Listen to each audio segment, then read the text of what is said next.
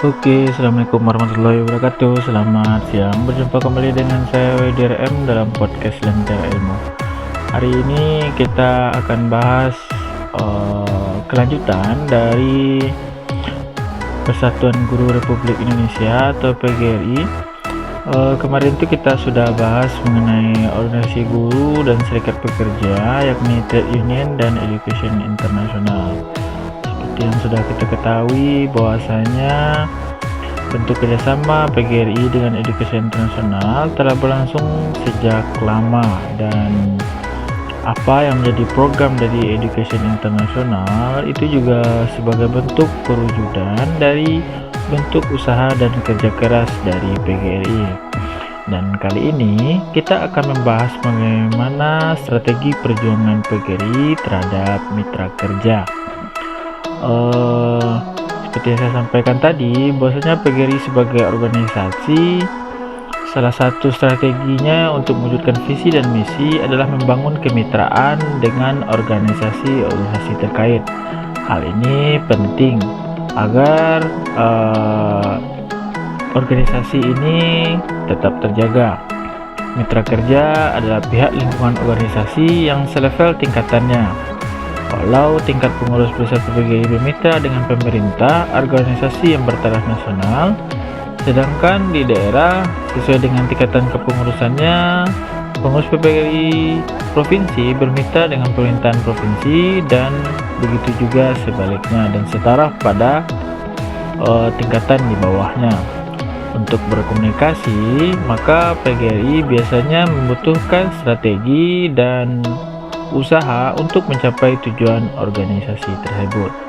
Namun sebelum kita bahas lebih lanjut seperti apa strategi perjuangan PGRI terhadap mitra kerja, silakan di like, di komen, serta di subscribe YouTube channel ini, karena dengan like, komen, serta subscribe pada YouTube channel ini, maka YouTube channel ini bisa bermanfaat. Terima kasih.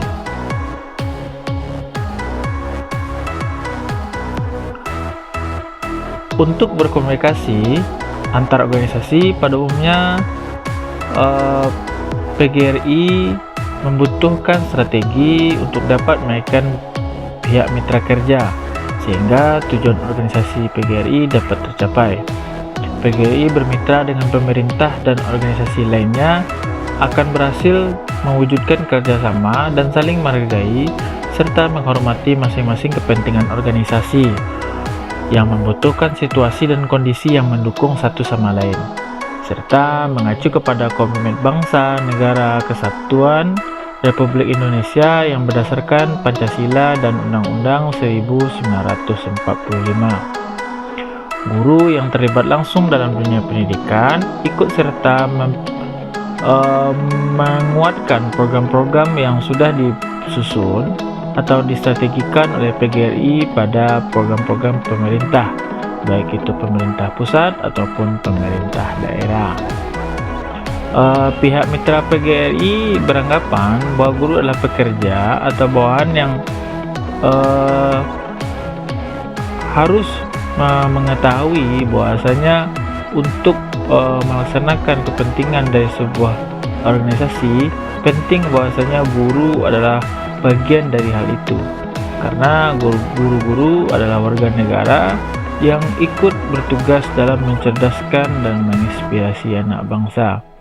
Maka oleh sebab itu, guru-guru dan teman sejawat yang memiliki organisasi sosial kemasyarakatan mempunyai kekuatan sosial sebagai stakeholder dan sebagai suatu komponen yang ikut berperan dalam sistem pembangunan di negeri ini. Dan untuk itu, PGRI berkomitmen keras dan berkomitmen kuat untuk mewujudkan tujuan organisasi melalui komunikasi dengan berbagai pihak. Oleh sebab itu, ada beberapa strategi PGRI yang digunakan oleh PGRI untuk mencapai dan mewujudkan perjuangannya pada organisasi tersebut. Yang pertama itu dikenal dengan istilah konsepsional. Artinya, semua keinginan dan aspirasi para anggota yang diwujudkan dalam organisasi disusun berbentuk konsep-konsep yang logis dan diakui keberadaannya, dipandang dari berbagai aspek pandang keilmuan serta latar belakang yang dapat diterima. Yang kedua, istilahnya adalah prosedural. Artinya segala upaya yang dilakukan untuk mencapai maksud dan tujuan akan dicapai melalui standar operasional yang telah ditentukan dan dilaksanakan sesuai dengan ketentuan dan perundangan yang berlaku. Yang ketiga adalah konstitusional. Artinya, semua pikiran dan usulan yang diramu dalam konsep-konsep perjuangan tersebut adalah berdasarkan ketentuan dan perundang-undangan yang berlaku. Jadi, perundang-undangan yang berlaku itu sesuai dengan peraturan dalam PGRI, peraturan pemerintahan dan perundang-undangan, baik itu pemerintah pusat ataupun daerah. Sehingga ini menjadi dasar yang jelas, sehingga legalitas apa yang ingin diwujudkan oleh PGRI, yakni dalam kesejahteraan anggotanya, dapat terwujudkan dengan baik. Yang keempat ada dialogis dan negosiasi.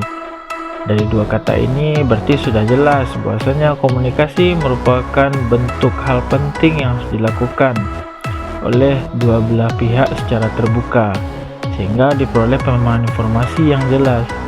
Sedangkan negosiasi duduk bersama untuk mencari persetujuan dan kesepakatan. Hal ini sudah beberapa kali dilakukan oleh PGRI, di antaranya ketika pengurus besar PGRI melakukan pendekatan dengan Presiden Republik Indonesia, kemudian ada pengurus PGRI melakukan pendekatan dengan MPR RI, dan pengurus PGRI melakukan pendekatan dengan DPD RI. Selanjutnya adalah konsultatif dan persuasif. Artinya berkonsultasi untuk mencari bantuan kerjasama untuk kepentingan bersama dan dengan bersifat mengajak, serta mempergunakan pendekatan yang efektif untuk mewujudkan persepsi yang sama. Berdasarkan kelima langkah itu, PGRI akan dapat mewujudkan tujuan organisasi yang baik, bermartabat, dan memiliki potensi tawar serta santun dalam dasar perjuangan dan kesatuan bangsa. Tidak ada tindakan yang semena-mena atau anarkis atau demokrasi yang tidak bertanggung jawab.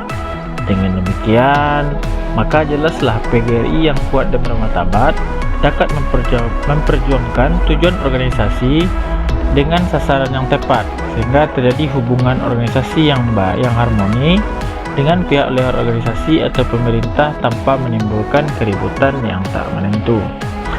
Anggota sebagai bagian dari PGRI tentunya merasakan nikmat yang baik dari hal ini, karena pengurus yang telah ditunjuk berusaha untuk mewujudkan tujuan dan cita-cita dari PGRI. Kemudian selain itu, tujuan dan cita-cita itu juga dirangkul dan diamanahi dan dipercayai bersama oleh anggota-anggotanya, sehingga